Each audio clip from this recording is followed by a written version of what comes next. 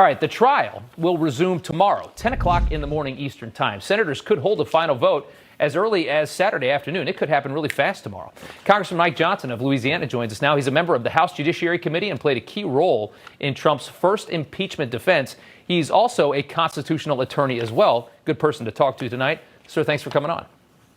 Rob, thanks for having me. And that was a great recap of a really important day. I wish every American could watch the whole tape from what happened today. It really is something else, and I appreciate that. I just want to start off here evaluating the Trump team today. They decided to just do it real fast, just a few hours. They didn't take their extra day. Do you think that's a good move? I think it's a great move. Look, I was in federal courts litigating constitutional law cases for 20 years before I got to Congress. And there's this understanding in the law when you're litigating cases, if the plaintiff, or in this case, the House managers, didn't meet their burden, if they didn't put on a good case, you just move straight for a verdict. You don't waste the Senate's time. As they pointed out today, the Senate has a lot of really important work to be doing for the country. So there was no need to do that. They wrapped it up in 3 hours. They did an exceptional job. Yeah. And they pointed out, as you showed, the rank hypocrisy of the other side, the Democrats who brought these charges. It's completely without merit. And of course, the whole thing is unconstitutional to begin with. Do you, if I asked you to make a guess on what the vote comes out to tomorrow, what would you estimate that would be? I think they may get 5, maybe 6 Republican senators to go along with this with the Democrats, because they've sort of shown their cards. But he will be acquitted tomorrow. There's no question about that. Okay. All right. Yeah, I think a lot of people are thinking the same thing. Do you think that the House Dems, they talk about he incited an insurrection. Do you think that the Trump team did a good enough job pointing out that this clearly was not the way it happened?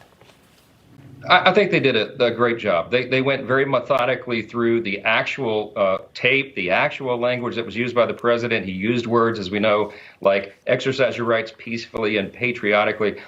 They pointed out and they showed that in the House manager's case that they put on for the last couple of days, they cherry-picked phrases that the president had said. They took them out of context. They spliced the video, that Hollywood-style high-drama video they did that a production company put together. They took the president completely out of context. And then they showed the videos, as you saw a little excerpt of there, where all the people that are saying this about the president have used exactly the same language. And so they pointed out also that the House managers didn't cite any case law. Wow, isn't that interesting?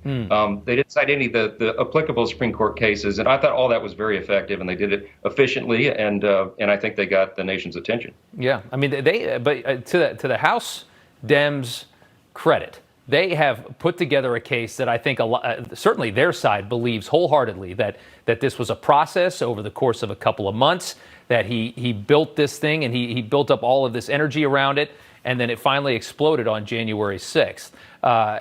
Do you think that where did they miss, I guess? Where did the Democrats miss that they didn't get to pull this thing over?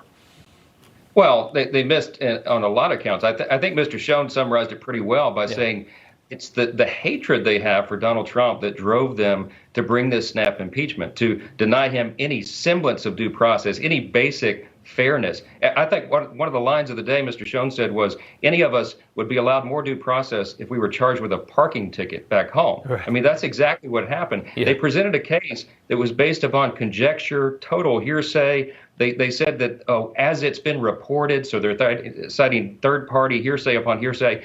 I mean, it would never hold up in a traffic court, and it certainly didn't hold up in the U.S. Senate, and I think that's why the president rightfully be acquitted. By the way, Rob, it's important to point out, if this new standard that the Democrat House managers are proposing were to take hold, every leader of their own party would need to be censured or impeached. So obviously, we can't go down this road. Yeah, no, that's exactly what I was saying. I mean, your political speech is going to end. I mean, the rallies are going to be really, really, really quiet. The debates will be too, because this is going to scare everybody. Trump's attorney, Michael Vanderveen, let's go ahead and take a listen. It is constitutional cancel culture. History will record this shameful effort as a deliberate attempt by the Democrat Party to smear, censor, and cancel not just President Trump, but the 75 million Americans who voted for him. What do you make of that statement? I think he's exactly right. And we've been saying for weeks before all this began that the whole purpose of this, the whole purpose of the impeachment trial, the unconstitutional trial that it is is to equate the 75 million Trump voters in this country with the criminals who rioted and breached the Capitol. That's the whole purpose of it. Yeah. And they want to make sure that Donald Trump can't ever step foot into a political race again. Unfortunately, the Constitution does not allow them to take this step. Right. And the voters of this country are the ones that get to decide that. Yeah. The team did a pretty good job of using Democrats' words against them. We played a couple of times, the Chuck Schumer moment in front of the Supreme Court, where he's getting people all riled up saying, you got to fight this and you're going to reap the whirlwind to, the new members of the Supreme Court that Trump had put on when they're talking about the abortion case. If those people had just said, and just gone crazy and stormed into the Supreme Court, I seriously doubt that Democrats would say, Chuck Schumer, you're responsible for that. Boy, really, if that wasn't incendiary language, I don't know what is. Right. And he called out Kavanaugh and Gorsuch, two justices of the court, by name, and said, you'll rue the day, you'll pay the price. This is the kind of heated partisan political rhetoric that we have in the country right now. Donald Trump is certainly not the only one that used those kind of words. And the video I thought today was very effective. It speaks for itself. Sure. And I think people can see, and certainly people back home had to recognize, wow, how hypocritical for these House managers to be saying this. Some of they played tapes of Jamie Raskin himself, who objected to the election of Donald Trump on the floor of the House, and then he tried to say that when we did it, that was somehow way out of bounds. It's just all of it from start to finish is totally hypocritical. Yeah. So it comes back on at 10 a.m. tomorrow. What are you expecting to see? You expecting them? They're going to talk about witnesses. You think they don't go for that? Do you think it all happens pretty fast tomorrow? I expect it'll happen pretty fast. I think now people recognize the outcome of this. They're dragging it on incessantly. I think the viewership's dropped off now pretty substantially. People are not paying attention. The Senate needs to move on and do the important work that the American people need them to do. And I thought the president's team did a great job in pointing that out today. Okay. Congressman Mike Johnson, thank you, sir, for the time. Good to see you. Thanks, Rob. Appreciate it.